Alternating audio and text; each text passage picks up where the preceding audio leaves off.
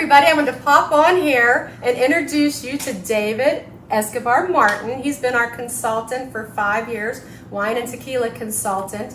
And actually some of these tequilas here, products here that you're enjoying are the result of David bringing these to us for you. And so we're just going to talk a little bit about mezcal today. Our house tequila, Orandane, is one of the tequilas that David introduced us to and that we've been really enjoying. And a lot of times people ask me what's the secret. They have our recipes. Why can't they get the margaritas to taste the same? And it's all in the tequila we use. And Orandane is just one of those high quality, 100% blue agave tequilas that we use here at the Franklin Inn.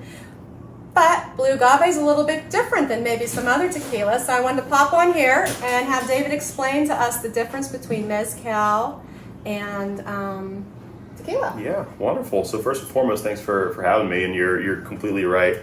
Having the base product is going to make all the difference, especially when you're talking about the difference between something like tequila and mezcal. It's sort of safe to say, and really when you do enough research and you listen to enough experts, that really all tequila is a mezcal, but not all mezcal is tequila. It's almost like saying all bourbon is whiskey, but not all whiskey is bourbon.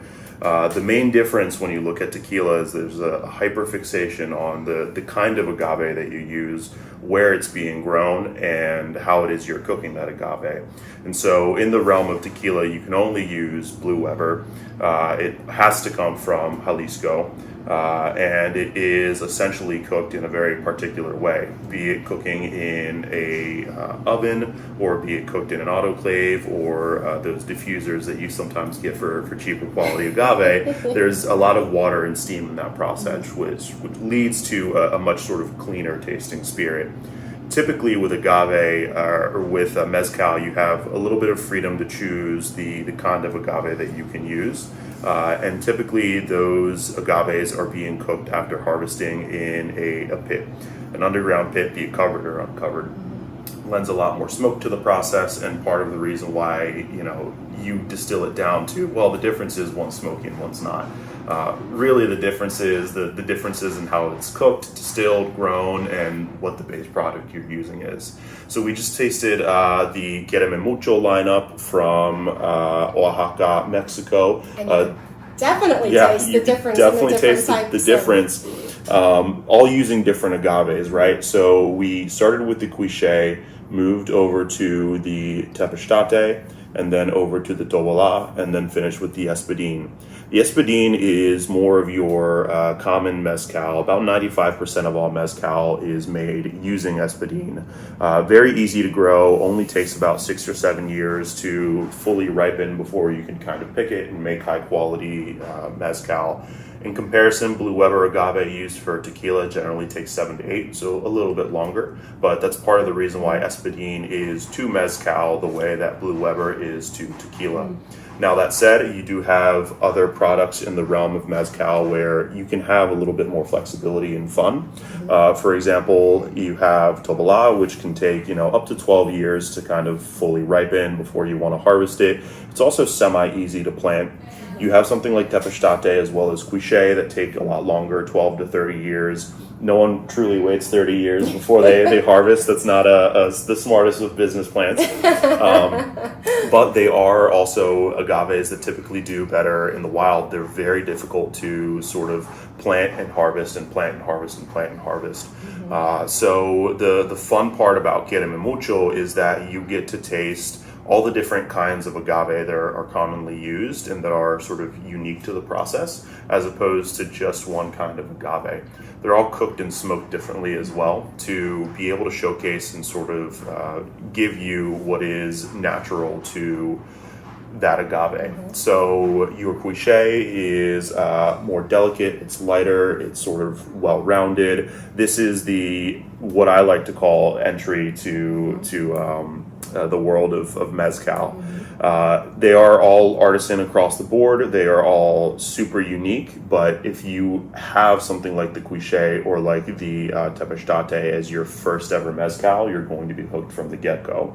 In comparison to how many times have we had cheap gin and cheap tequila and suddenly we swear off of it, right? You get a little bit more smoke and a little bit more aggression with something like the Tepestate. Once you get to the Tovala, you get a lot more smoke, more spice, more intensity. Yep. There's still a beautifully balanced product, and still not something that's going to wallop you with smoke and sort of invade the dining room, so to speak. Before you get to the Espadín, still not overly smoked, still not overly done, but it is a little bit more for the everyday mezcal drinker that wants something with a little bit more intensity. Yeah, when I tasted them, I thought I would have a favorite, and I couldn't really pick a favorite because they were all had different qualities to them. So I thought it would be fun to offer this as a flight to our customers, and then they could taste the differences in them.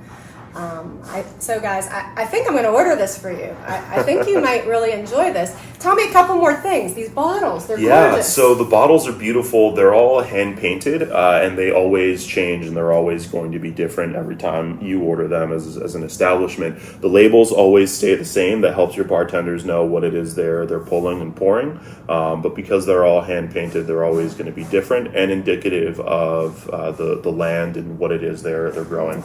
So you have these beautiful representation of different cacti as well as different agave on all of these different flowers, things that grow in the Mexican landscape. The company prides itself in really being indicative of what Mexico is, but specifically Oaxaca and the agave production is. So much so that the O in mucho is a little heart right there. Quiereme Mucho in Spanish means love me a lot. And when you harvest agave, you cut off all the leaves, and what you're left with is the heart. And that's the heart that you cook, and then you mash, you add water, ferment, and then distill. The lineup is all 100% organic as well, so they're not using any pesticides, herbicides, fungicides, or anything like that in the growth of these agaves, and then they're all what we call ambient yeast fermented. So we talk a lot about additives in the industry. I can tell you there's no vanilla, glycerin, or anything in this, to the point where there's not even yeast that's added to the vat. Once they add all the water, once they're done with the cooking process, they just let it ferment by itself. Yet we could taste some vanilla in some of them, but there was none added. No, that might come from awesome. any kind of barrel aging. So typically, if you're using American oak, you can pick up a little bit more coconut and vanilla. But typically on your cheaper side of things, that's an additive because of glycerin or any kind of byproducts or anything like that. But not here. Cool. I really thought that this was a wrap. Until I felt it and could feel the texture. These bottles are beautiful. I can't wait to order this in and have you guys try it. Anything else you want to tell us about it? I don't know. Maybe we find a day and I come out and I do a little educational and talk to people as they enjoy some flights. I think to do that. Would be awesome, guys. What do you think? John, the cameraman says yes, but he was pouring bigger quantities of samples for himself.